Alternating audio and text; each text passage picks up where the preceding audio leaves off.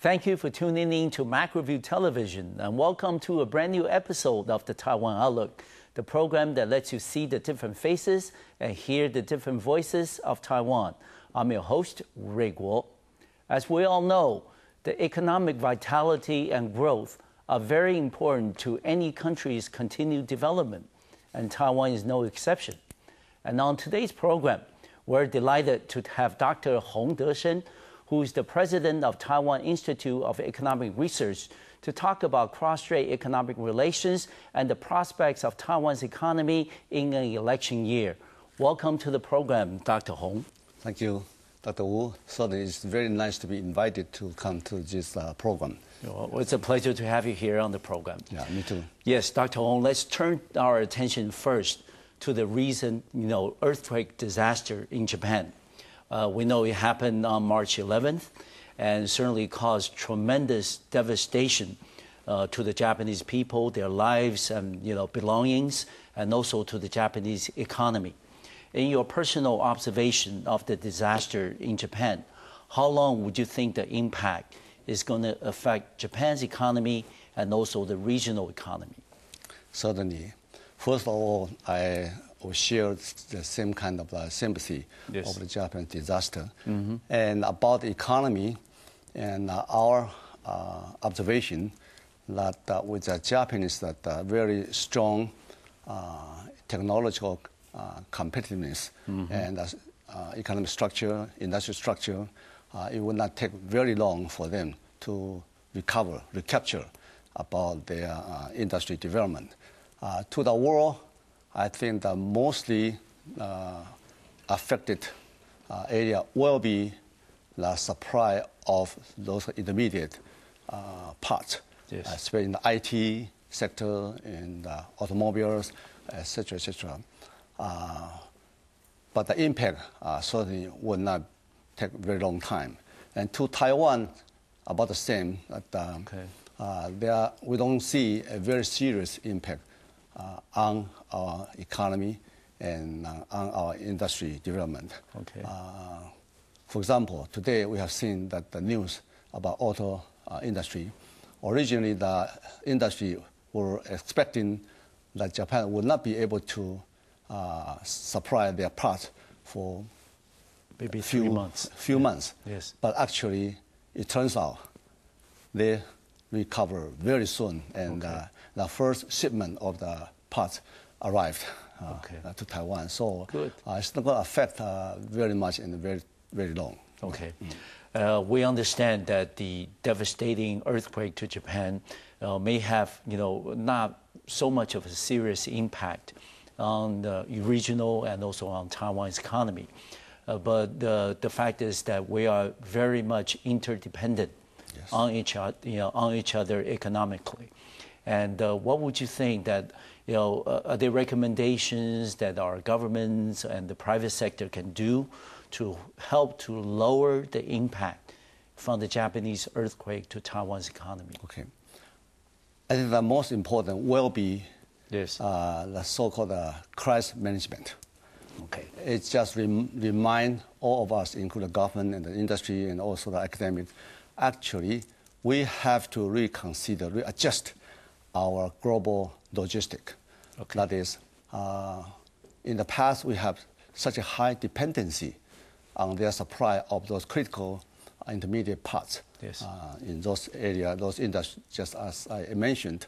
But in the future, I don't think we should take things as given forever. Okay. So the government should reconsider about the policy, like industrial development policy, for example. Maybe we have to consider the source of supply of some goods and some parts from other places, other than Japan, and maybe have to form some kind of correlation with other areas, other emerging economy in terms of producing those parts and materials. That's one thing. Okay. Actually, other two will be equally important. Is that about this in this event, we have seen the other impact would be in the electricity supply system. Yes. And as we know, that Japan, the east part and west part, they have different the supply system. So there's some kind of problem for the western part of Japan to supply electricity to the eastern part of Japan immediately. So that reminds us about the energy safety problem. Okay. Another issue is about this nuclear radiation emission. That certainly has a longer impact than, of course, than those kind of supply of the past and intermediate industrial development. That is a very serious problem, and that's deserves a very serious consideration about the energy policy from our government and from our society point of view. Okay. Yeah. One area we know that has been bearing most of the impact from the Japanese earthquake is in the area of tourism. Yes. Japan, in the years past, always coming in the top 3 as the source of tourists, foreign tourists to Taiwan. But this year, I mean, certainly since the earthquake, it's not being as promising as in the years past. How would you think that the impact will affect industries like tourism, like hospitality, industries in Taiwan? How long do you think that impact will last? Certainly there will be some impact. First of all, the tourists from Japan usually rank number 2 yes. To Taiwan. That's usually about 1 million tourists visit Taiwan each year. And for the time being, some of the people will lose their job and income, so certainly we cut down the spending on the tour. And another part is about the consumer confidence. Okay, to the Japanese people. So at this time, for example, even that the sakura season, some people would just kind of refrain from going to enjoy that festival anymore. So that certainly will have some impact about consumer confidence. And besides Japan, the other areas, for example, the number 1 tourist sources is China. Okay. And certainly some of the people probably will not go to Japan, to visit Japan for the time being, for a short period of time. And so they will reconsider other options, tourist options, other spots. And Taiwan certainly have some attraction there, so may be able to attract some of those kind of tourists from China and from other areas. And that's one thing. Another thing is our outward tour from Taiwan to Japan. As we all know that even include myself, I'd love to go to visit Japan. And some of us, I think, probably for the short period of time, will not do travel, that for a while. But so whether this is going to take a long time, sustain a long time or not, will depend on, I think, the nuclear radiation, emission issue. Right. See how soon that will be contained. Yes. Okay. And Dr. Hong, another issue besides the natural disaster in Japan is the rising crude oil prices. That is not a problem for Taiwan only, but for the world economy at large. How would you think, if the crude oil prices continue to rise, how would you think its impact is going to be on the world economic development and growth this year? The crude oil price hike is off and on. It's not. It fluctuates. Yes. It fluctuates. This is not the first time. No. We know that actually, before the financial crisis, as we know, that has been kind of up over $100 US dollar per barrel, and then after the financial crisis, it's come down and then it's up again. Yes. And also has to do with the US dollar valuation to exchange rate, So that's certainly the Japanese disaster would have some impact on that crude oil prices, But from supply and demand side, both, whenever the price hike, jump up, it will have something to do, would put some pressure on the demand side. Yes. Okay. Yes. And so, but the nature of the demand is that the emerging economy like China and India, certainly they are using more and more energy, more and more oil. And that is a persistent trend. So that we have to take into account about that. But outside of that, there are, as you just mentioned, there are always some fluctuation. Yes. And that have something to do with the demand adjustment response to the price change. That's so-called price elasticity. Okay. How would you think if the oil prices continue to rise, maybe not in a rapid pace, but slowly, how would you think that would impact the overall consumer price index around the world, so-called inflationary pressure? Well, actually, from the overall point of view, have some impact, But let's talk about Taiwan, the case of Taiwan. With the 10% increase of the crude oil price, and the impact on the CPI, for example, is still minimum because the oil is one of many resources we use, So that is certainly could be adjusted, adjustable. But related to this, we have to think about the alternative fuel. Okay. We cannot just continue to rely on one source of energy forever, as we know, and especially now we are facing so-called the climate change, the pressure from that. So there is the international, the global pressure and the trend try to develop and use more and more alternative fuel, and therefore we can cut down, reduce the dependency on the foreign oil, and that would help too. Yes. Okay, good. I want to thank Dr. Hong for giving us that comprehensive overview, given what has happened in Japan, also with the rising oil price to Taiwan's economy. We're going to take a short break on our program, and when we come back, we will continue our conversation with Dr. Hong, and we're going to talk about the economic prospects of Taiwan in this year of 2011. I'll see you in just a few minutes.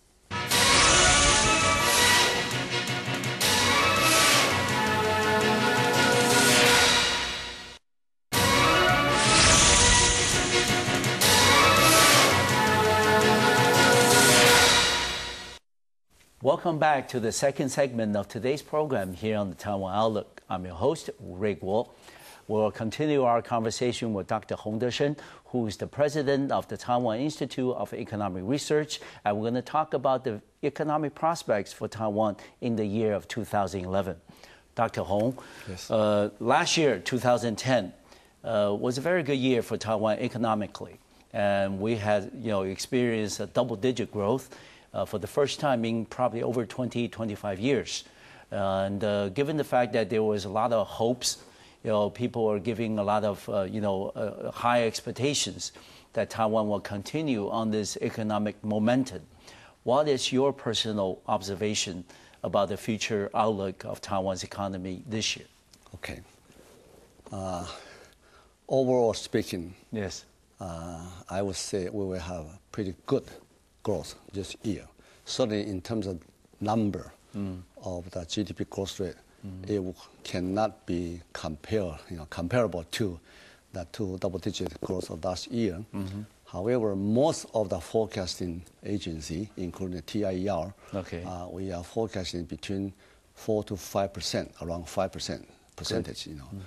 And the 5% over 10% growth rate last year actually is pretty good. Yes, it's pretty good. One example I can give you is that from 1952 to year 2000, 50 years, the average annual GDP growth rate of Taiwan was 8.4%. That was very good, miracle. Very impressive. Very impressive. But from year 2000 to year 2010, for example, then the GDP growth rate average is 3.42%. Therefore, if this year we can achieve, say, around 5%, still compared to the past 10 years, it's still on top of that. So it's pretty good. Why we can achieve such kind of pretty good performance? There are several reasons. Yes. Number one, the private consumption. Okay. For the past 10 years, from year 2000 to year 2010, we had kind of miserable performance in terms of private consumption for several reasons, that we don't have time to elaborate. But anyway, that the average of the private consumption for the 10 years is only 2.49%. Compared to the previous 50 years, Yes. that was 8.3%. So it's less than 1/3. Yes. So you can see actually for those 10 years from year 2000 to year 2010, the private consumption was not performing well at all. And that private consumption represents about 60% of GDP. That's right.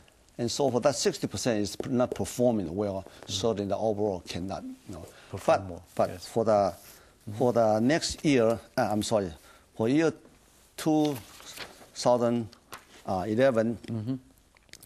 that the private consumption, we are forecasting 3.45%. Certainly it's not comparable, not living up to the previous 50 years level. Yes. But compared to the previous 10 years, we are much better. So that part is very important. The consumption will support the economic activity, because if the manufacturer or the business cannot sell the product, they cannot produce, they cannot hire people, there will no employment. Okay. So that part is very important. Another part is very important is the private investment. Yes. Because for the economy to keep growing, you should expand or upgrade your facility, or infrastructure, etc., etc. But infrastructure, certainly a lot of them with the public investment. But public investment certainly will also contribute to the private investment growth too. So the private investment is also very important. Yes. For the 50 years, the private investment growth rate average is 12.58% per year. Per year. For 50 years. Okay. But for the past 10 years, the private investment growth rate is only 2.76. Not enough. Not enough. Only about 1/4. Yes. So that explains why our economy cannot grow faster in the past 10 years. Okay. And about this year, the private investment, the growth rate will be low. Again. Yes. The reason for that is because last year we had a very high growth rate in the private investment. So the base is very high. Yes. And so the growth rate will be low. So we cannot rely on private investment to help a lot. Okay. But private consumption will be. Okay. Another part is export. Yes. As the export to Taiwan is a very crucial engine for economic growth. And last year, the export growth rate is over 20%. Yes. It's double digit. Yes. Private investment also over 20%. So that's a very, very good year. But because that the basis was so high, so this year the private investment is growing even negative. We forecast, about level out only. Okay. But the export will continue to grow. Okay. But not at 20%. No. Yes. It's about around 5% based on. But on top of 20-some%, the 5% is not too bad. So that simply purely from based on data point of view. But about the environment point of view,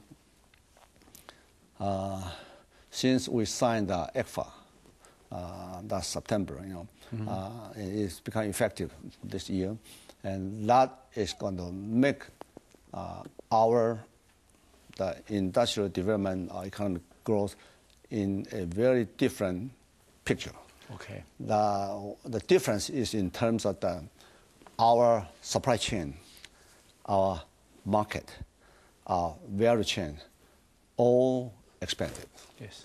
Right. because the market is opening up wider, and in the supply chain we can tie closer with the China economy, and because of that, we can also enjoy the opportunity that other countries, other region would see Taiwan as a hub to jointly to go to Chinese market. Now China is not just a world factory; it's also becoming a world market, and therefore, a lot of foreign business are looking up to this opportunity that work with our business, our industry.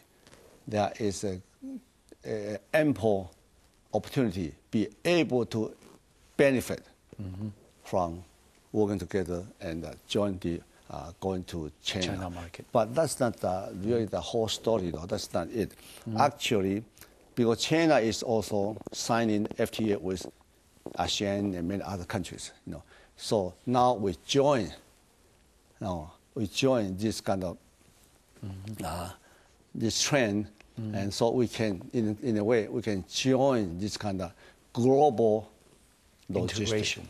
Integration, and exactly. that will make our market, our supply chain, our value chain, bigger. Okay. And that's very important. Yes, Dr. Hong, for any economist, the most difficult part in making any projection is regarding economic or non-economic uncertainties. And we mentioned about the Japanese earthquake.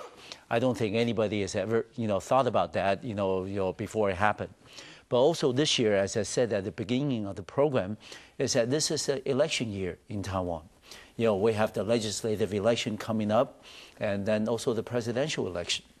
And given the fact that election is also a period of uncertainty, non-economic uncertainty, how would you think that the uncertainties will impact Taiwan's economy?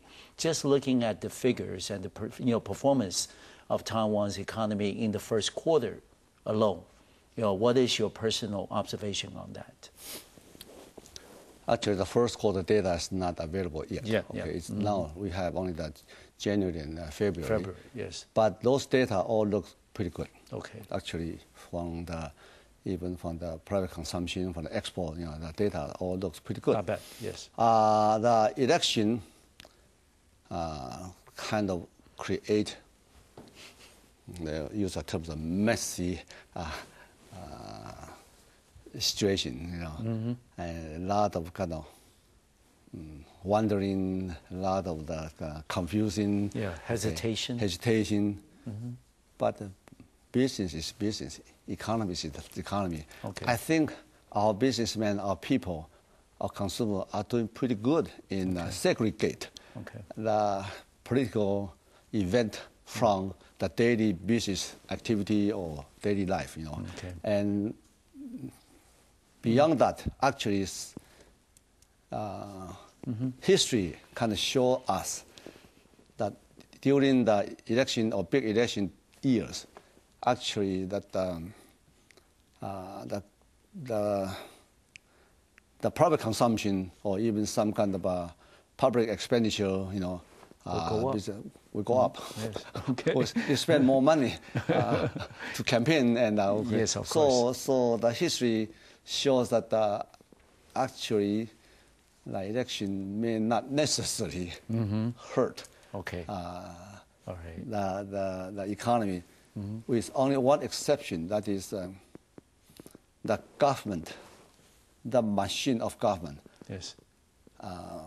From time to time, they may come to a short kind of a slowdown or something because of the attention.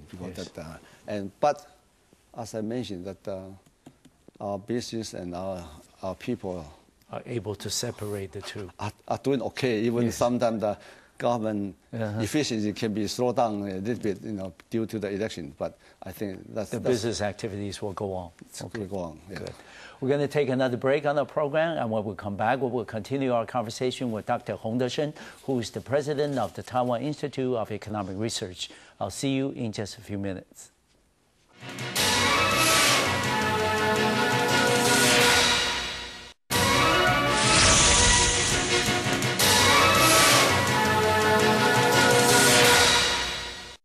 Welcome back to our program here on the Taiwan Outlook. I'm your host, Ray Guo. We will continue our conversation with Dr.洪德生, who is the president of the Taiwan Institute of Economic Research. And in this segment, we're going to talk about cross-strait economic relations. Dr. Hong, people often say that last year, 2010, was the year of the ECFA, so-called Economic Cooperation Framework Agreement that was signed between the two sides in June, but became effective January 1st, 2011. And we understand this is also a brand new beginning in cross-strait relations, especially in the area of economic ties. What is your assessment of the impact that we're likely to see from ECFA on Taiwan's economic growth and development? Okay. Basically, ECFA is a kind of a free trade agreement. Yes. And as the name kind of shows, is a free trade, arrangement. Okay. And Taiwan is a small and open economy. Okay. For a long time. And we don't have much of the resources, natural resources here in Taiwan. So the only way we can improve our welfare, not the social welfare, the well-being of the people, to make people live better, enjoy better, is to go through the trade. We can manufacture something to export and earn the, say, foreign exchange and buy back some materials, resources, or machine to Taiwan, reassemble, reproduce again, and produce something with a higher value, higher price, and just buy back again, just keep going and going. And that's how we can reach to over $20,000 per capita GDP today, is through this kind of activity, this kind of, and so therefore the trade is very important to us, but not like to anybody else, because we have some strengths in terms of our export industry. Yes. For over the past 60 years, we have built up our competitiveness, and that's why with a strong competitive industry structure, now the market open wider. We are going to capture those kind of market opportunity to earn more, to make more profit. Yes. That is just very basic fundamental. That's why the WTO or APEC, for example, is all kind of talking about free trade. But usually there's a conflict between advanced economy and developing economy. Yes. Why? Because those advanced economy, they have strength in their productivity, in their industrial competitiveness. So whenever the market, the rest of the world, the market open wider, they can penetrate to the market because they have the strength. Yes. So that's very natural. Why we have so much of the argument in the WTO for so many years? Because there's a North and South conflict, or the advanced economy, the developing economy. So the same thing, the same theory applies to us, because we have the competitiveness, we have the industrial competitiveness, we have the technological competitiveness. Therefore, wider market is going to benefit us, not just ECFA, not just China. So they would love to sign FTA with almost any country in the whole world. Yes. Singapore is on the way. Right. Yes. But sometimes we can take some kind of a hit in some area like agriculture. Yes. But it's probably kind of worthwhile. Yes. To trade. Yeah. Overall right. balance. Overall balance. But certainly in some countries like Japan, the rice grower, the agricultural sector is so strong, powerful, powerful, so it's kind of difficult there. But anyway, back to the question that is, the ECFA is very important to us because that is a start for us to open the door to wider to the rest of the world, not just China. Actually, that's not the whole thing. It's what we want is a global logistics. Okay. And we understand that earlier this year, 2011, there was the first meeting of the so-called Cross-Strait Economic Cooperation Committee. And this committee was set up, because it was mandated in the ECFA agreement, and it was set up to resolve any type of trade disputes, between the two sides after the signing of ECFA. And also simultaneously, there's ongoing negotiations between China and Taiwan regarding the post-ECFA agreements on mutual investment protection and also trade dispute resolution. And given the fact that all these ongoing negotiations, we will hope that we have an end result, agreeable, agreement between the two sides, sometime this year, that people really look at this post-ECFA agreements as the real beef, the real substance of what's going to make Taiwan a lot more attractive and important as a trade and also logistical center in Asia. How would you think the post-ECFA negotiations on those agreements will help in terms of furthering our competitive edge and also opening our products market, not just to China, like you said, but all over the world? Certainly, it will help. Okay. The first stage of the agreement was the reduction of the tariff. And as the data shows that the early harvest list, that's China grant us those kind of reduction of free of the tariff for 539 items. Exactly. Okay, and that represents about 16% of the total export of those industries of the early harvest export to China. It's about 16%. Okay. And we grant to China 267 items, and that represents about 10.53%. So in a way, there is a favoritism, from China to Taiwan. But as I said, that's not the final goal that we want. Actually, besides the tariff reduction or tariff do away of the tariff, actually there are other areas that you mentioned, that the investment protection, IPR, and dispute resolution. Dispute resolution, or another area is very important is that the commodity standard. Yes. If we can jointly design and set up and build the joint commodity standard, we can capture bigger world market, or maybe even the world market will be under our pocket, for that commodity. So, so commodity standard is very, very important. And about the trade dispute, one interesting story is about this, that as you know, we all belong to WTO. We are the WTO member. But according to the WTO, that regulation, that actually we have to open and mutually open the market to each other.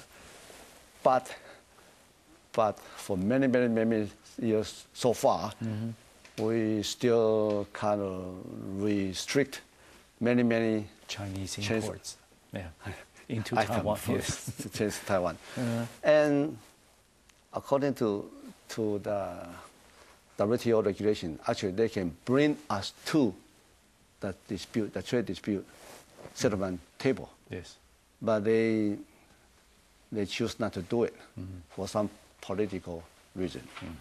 Because if they do that, they, in a sense, they kind of agree or admit that Taiwan is independent sovereignty. So they should do that for many years.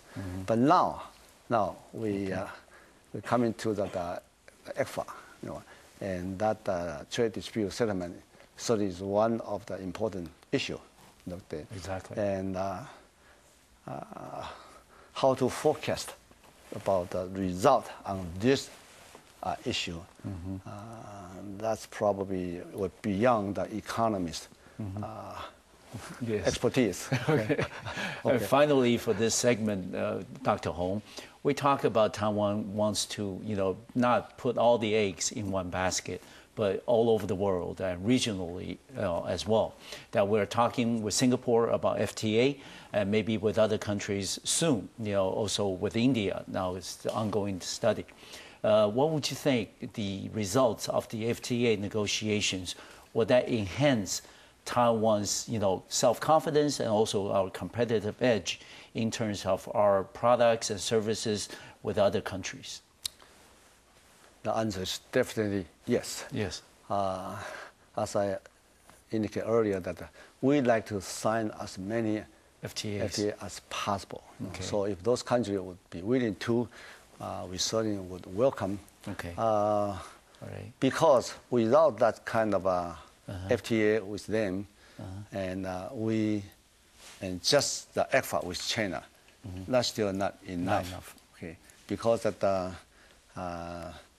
we can export to China with, for example, the free tariff, and China have say with ASEAN that they can help export, us penetrate into the ASEAN market. But yes, if we are able to directly with ASEAN, with that, certainly that's going to benefit. Open up and even more. Save quite a lot of the cost. Yes. Okay. We're going to take a final break on our program, and when we come back, we will wrap up this interesting conversation with Dr.洪德生, who is the president of the Taiwan Institute of Economic Research. I'll see you in a bit.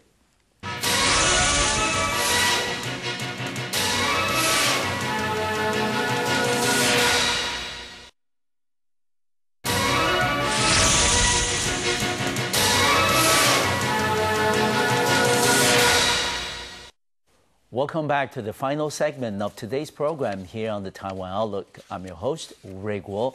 We will continue our conversation with Dr. Hong De-shen, who is the president of the Taiwan Institute of Economic Research. Dr. Hong, we're going to start off this segment with a more contemporary question. As we know, President Ma Ying-jeou and the Wu Dunyi administration proposed about a month ago regarding the imposition of luxury tax. Specifically, government would like to deter speculation on the housing market and also try to impose a levy on purchases of, for example, cars over $3 million, on private yachts and private jets. And what is your perception and your feelings about this proposed luxury tax? And given the fact, as you mentioned, which is right on the money, that private consumption this year will be very important to Taiwan's economic growth, would you think the luxury tax will slow down the private consumption? First of all, that's the item that the government kind of listed that will be taxed in terms of percentage to the total consumption. Is small. Okay, it's very small. It's number one. Okay. Number two is that if we are purely talking about the general private consumption items, daily consumption, there's no reason to consider to levy as kind of additional tax on those kind of consumption, because those consumption were expended from everybody's income. And the income's already taxed, already paid the tax. And also, when you purchase a car, automobile, for example, people have to pay around 20% of the tax, the commodity tax. So then on top of that, and just because there's a kind of high value item, does not necessarily mean that is anything like a criminal or anything, No. or So that's so from the basic consideration. There's no particular reason to do so, All right. and especially that the propensity to consume. That means that whenever you have additional income, you will spend certain amount of additional income. That's kind of ratios we call the propensity to consume. The rich people, the propensity to consume will remain unchanged. Will remain unchanged. So it's not going to affect their wealth or their spending much Habits, at all. yes. So that's a general consideration. Okay. But there are two spatial attention right. we have to be careful about. That is, one is the real estate, the housing. Yes. The housing, because that is a big item. Yes. And housing is a necessity to everybody. And so if a person can make a quick capital gain from buying and selling, almost kind of speculation, and make big profit,